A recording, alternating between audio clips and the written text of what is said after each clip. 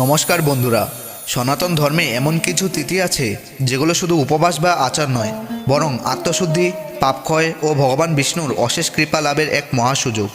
ঠিক তেমনই এক অত্যন্ত শক্তিশালী ও পবিত্র তিথি হল ষট্টিলা একাদশী। আজকের এই ভিডিওতে আমরা জানব এমন এক একাদশীর কথা যার নামের মধ্যে লুকিয়ে আছে গভীর আধ্যাত্মিক অর্থ।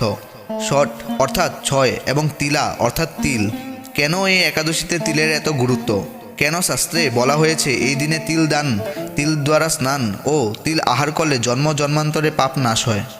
শাস্ত্রমতে মাঘ মাসের কৃষ্ণপক্ষের এই একাদশী শুধু উপবাসের দিন নয়, বরং এটি এক ধরনের পাপদাহ নিবারণের তিথি।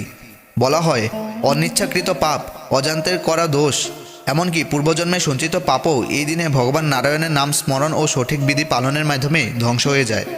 তাই গরুড় পুরাণ, পদ্মপুরাণ ও অন্যান্য বৈষ্ণব শাস্ত্রে এই একাদশীর মাহাত্ম্য বিশেষভাবে বর্ণিত হয়েছে।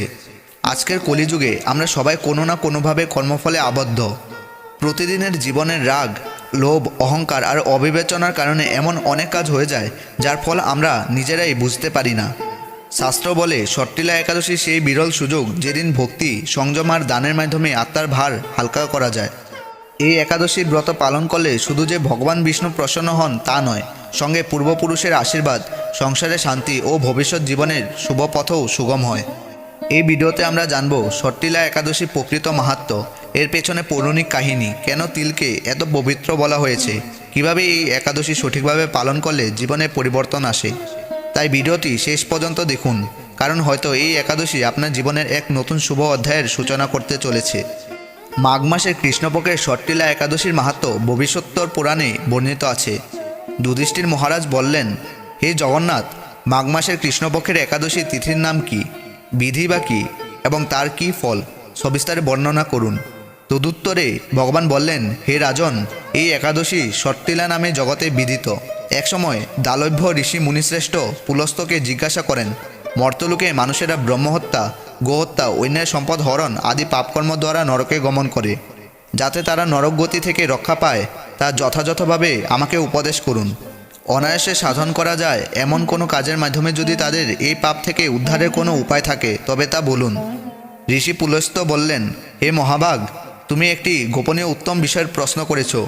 মাঘ মাসে সূচি, জিতেন্দ্রিয়, কাম, ক্রোধ আদি শূন্য হয়ে স্নানের পর সর্বদেবস্বর শ্রীকৃষ্ণের পূজা করবে। পূজাতে কোনো বিঘ্ন ঘটলে কৃষ্ণ নাম স্মরণ করবে। রাত্রিতে অর্চনান্তে হোম করবে। তারপর চন্দন, অগুরু, কর্পূর ও শর্করা প্রভৃতির দ্বারা নৈবেদ্য প্রস্তুত করে ভগবানকে নিবেদন করবে। কুষ্মাণ্ড, নারকেল অথবা 100 গুবাক দিয়ে অর্ঘ্য প্রদান করবে।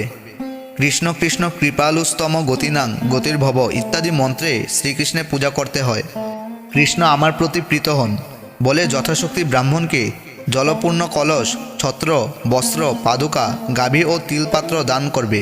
স্নান দানাদি কার্যে কালো তিল অত্যন্ত শুভ। হে দ্বিজোত্তম, ওই প্রদত্ত তিল থেকে পুনরায় যে তিল উৎপন্ন হয় তত বছর দানকারী স্বর্গলোকে বাস করে। তিল দ্বারা স্নান, তিল শরীরে ধারণ, তিল জলে মিশিয়ে তা দিয়ে তর্পণ, তিল ভোজন এবং তিল দান, এই 6 প্রকার বিধানে সর্বপাপ বিনষ্ট হয়ে থাকে।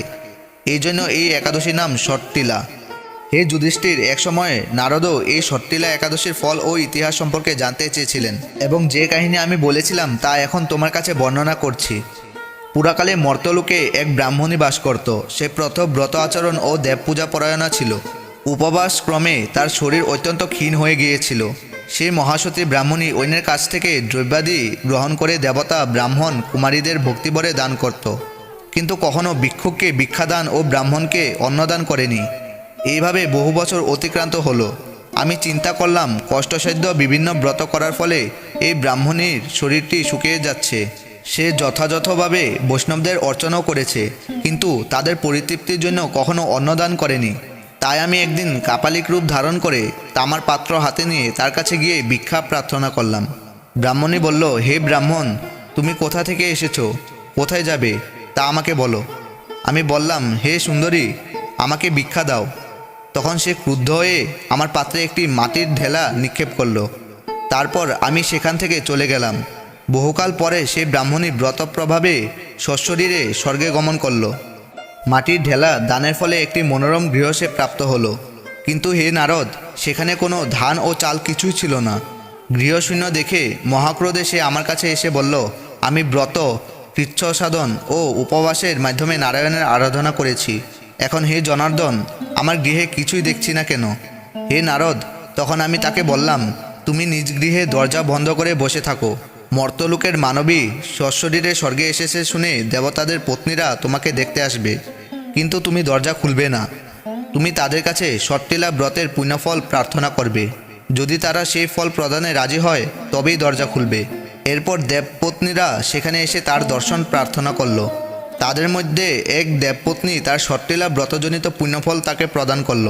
তখন সেই ব্রাহ্মণী দিব্যকান্তি বিশিষ্টা হলো এবং তার গৃহ ধনধান্যে ভরে গেল।